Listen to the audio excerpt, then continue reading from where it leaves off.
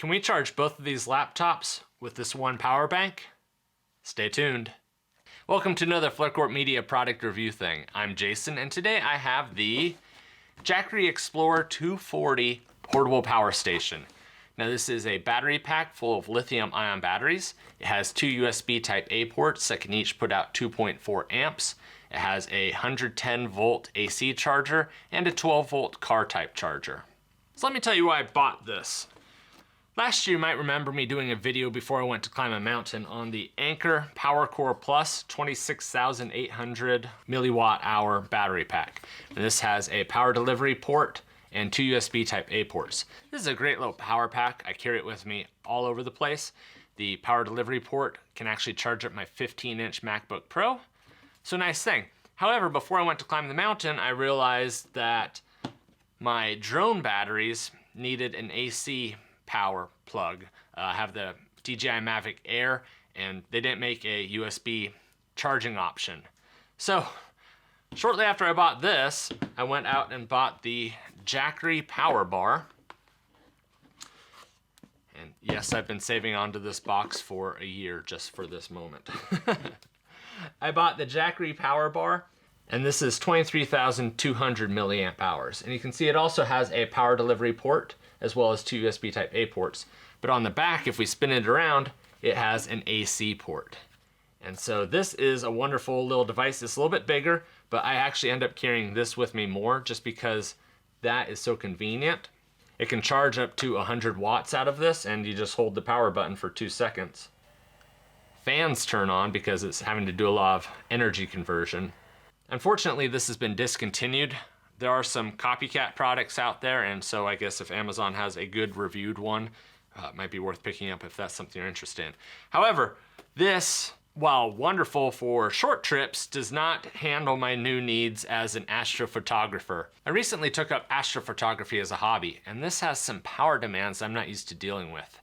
And the fact that you're recording for like 4 to 6 hours overnight. Now I use an Ioptron Skyguider Pro star tracker, and this has its own built-in lithium-ion battery that'll last for several nights, so that's not a big issue. However, mine has a electronic polar scope in it, and that helps improve the accuracy of the spin, the tracking. However, that polar scope has to be plugged into a Windows laptop the entire time, or it doesn't work. It uses the laptop to do the processing.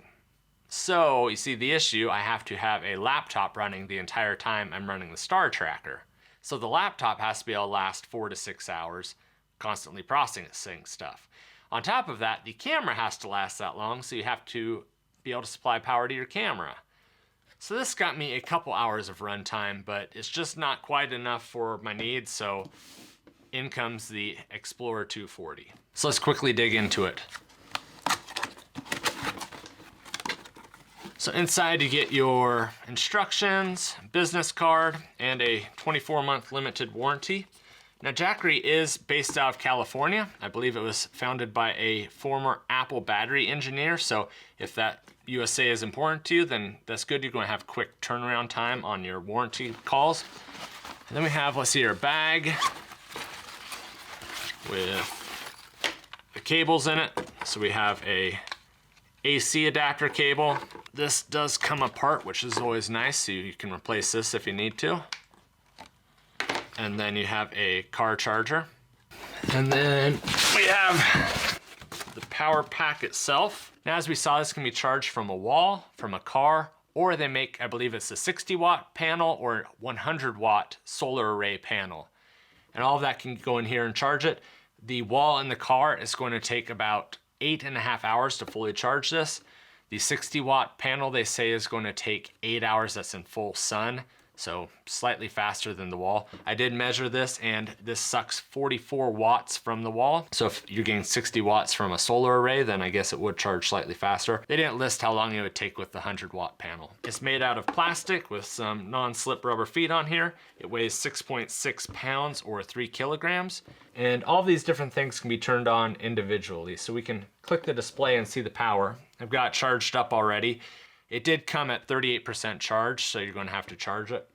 And then you can turn on, the 12 volt port or the USB ports or the AC.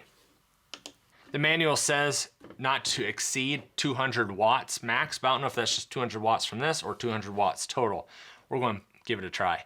It can also do a burst, a surge of up to 400 watts. So if for some reason something you had powered in here kicked in really hard for a quick second, this can handle it up to 400 watts, but that needs to settle back down under 200. As the name implies, this has 240 watt hours of power. And for comparison, this 23,200 milliamp hour battery equates to 83 watt hours. So 83 watt hours or 240 watt hours. That's enough talk. Let's start plugging some stuff in. All right, my desk got considerably more cluttered, but I think I have all the cables we'll need to perform our test.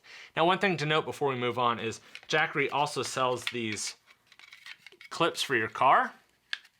They're made out of plastic, but they feel really well made. And it has a car charger on this end. And so this is capable of trickle charging your car battery. Well, I say trickle, but it's not going to jump start it. You plug this in and then connect it to your terminals, turn it on, and you're just going to slowly charge up your car. You can't put these on and then start your engine. That's not the way this works. But it is a nice addition. These are pretty inexpensive to buy, so I'm like, well, if I'm going to be carrying this around with me most of the time, might as well have these just in case. So the first thing I want to do is plug in the laptop that I bought this to use with. So this charger is a maximum of 180 watts, but most laptops don't draw that much power all the time. That would still keep it under this. And I did grab a kilowatt. However, it looks like this tells you what the output is all on its own, so I don't need that kilowatt. I did drain this laptop all the way down to 16%, so it should really be trying to draw on some current. So let's turn it on. 100 watts, 150 watts output. Ooh, yeah, see that big spike? Okay, now it's settled back down. So that was the initial spike as all the capacitors in this get juiced up, and then it settled back down. Now the power's been fluctuating, but it looks like it's anywhere from 85 to, I saw it get up to 110, but right around the 90 watt spot. Now let's stress the system and see if it draws any more power with a benchmark. So I've got Unigine Heaven running. Oh yeah, 166, 170 watts. So if you are pushing your system to the max, it is going to draw the full wattage that the power brick is capable of. But most of the time, especially in astrophotography, you're going to have the brightness of the screen turned down, you're going to have it in power save mode probably, and you're just going to be running some simple star guide or software. So I'm not too concerned about that maximum. It's going to sit more around the 80 watts that we saw earlier. However, this laptop has the ability to charge at 60 watts via USB-C. So if we combine that with my MacBook Pro and its 85 watt charger, then that should be 145 watts, and I should be able to charge both of them off of this at the same time. Now I've got a splitter here with the 85 watt charger and the 65 watt RAV power charger. These things are amazing. I carry this one in my backpack all the time and leave this one just at home. This is awesome. They're inexpensive and super small and light. They use the new, it's not silicon, it's something else. They found some other material that they can stick in these and run at a higher heat without having to worry about damaging it. So I love this thing. Anyway, both laptops are plugged in. Both are really low on power, so let's turn that on. Not drawing anything. There we go. Okay, on power, on power. So that's settled in around that 140 to 150 watt mark. Both laptops are charging and everything seems to be going good. So I'm going to leave these plugged in and let's see what else we can throw at it. So I have a 100 watt, car charger here. Let's plug that in. So I've got a 15 watt charger here. And let's plug that into my iPad. Now this thing has a fan in it as well, so it's going to draw more than just the 15 watts. But first let's turn off this, and let's just see how much this one draws. Turn that on. This fan will settle down. It just runs really hot during the first 30 seconds. So that finally settled in, so we got the 15 watt charger plus the conversion to AC power and the fan. That settled in at about 25 watts. Let's turn them all on. MacBook's charging. This is charging. 97 watts, 106. Okay, it's been a couple of minutes and the fans in this have finally turned on. I can feel air flowing, I can hear it. We're 170 watts, 180 watts. So we're getting there. Let's push it further. So I have my Pixel 4 here, and these are 2.4 amps. It's funny that we used to measure phone chargers in milliamps or amps. So like, this is a 500 milliamp charger, this is a 1 amp charger, 2.4 amp charger, whereas now we measure them in watts, like an 18 watt charger, a 30 watt charger. Just shower thoughts. Anyway, let's plug this in down here to the USB. So this is going to be, oh, you know, about 11 watts. So one of these might push it over. Let's turn that on.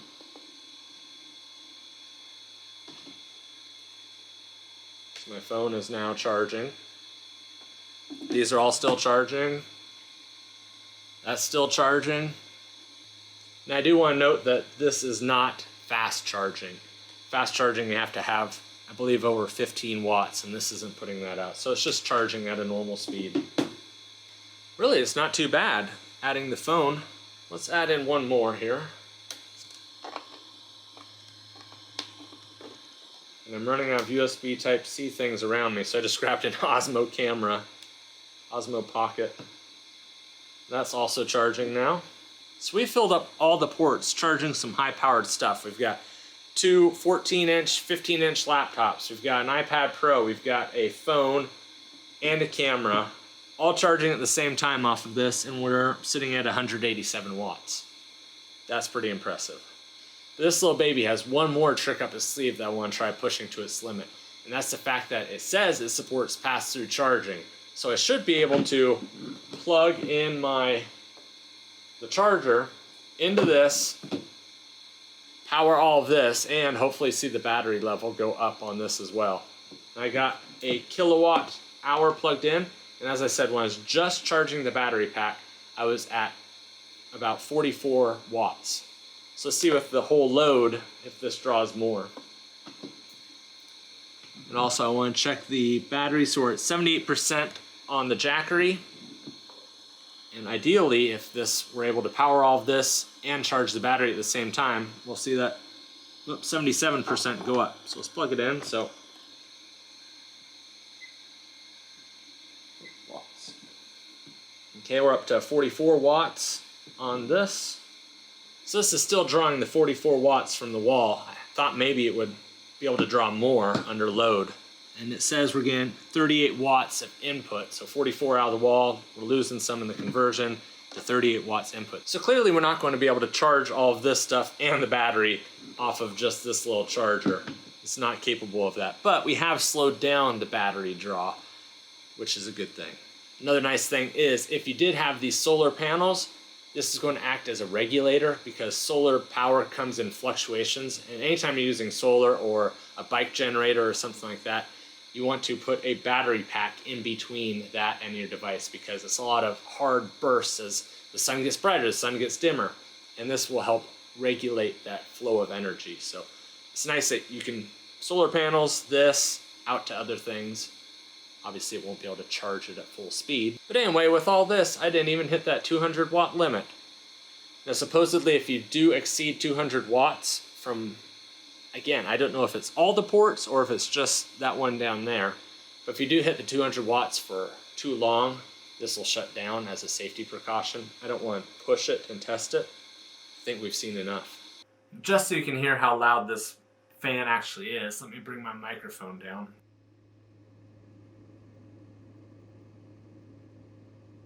It's not terrible, it's a low hum, kind of like a oscillating fan or something off in the distance. It'd probably put you to sleep pretty easily. Well, that is the Jackery Explorer 240 power station, and based on what we just saw, I am pretty happy with my purchase. And if you want to pick up one for yourself as well, I have an Amazon affiliated link in the video description down below. Using it doesn't cost you a single penny more. I just get a tiny kickback if you use my link. And then while you're at it, if you liked this video, please consider giving me a thumbs up. It helps other people find my video when they're looking for product reviews on this. And if you want to see more content creator focused videos like tutorials, interesting ways to do things, or equipment that content creators might find interesting, please consider subscribing. I also sprinkle in some whatever videos about camping and travel vlogs in between. But until next time, I'm doing what I love, keep doing what you love. Thanks for watching.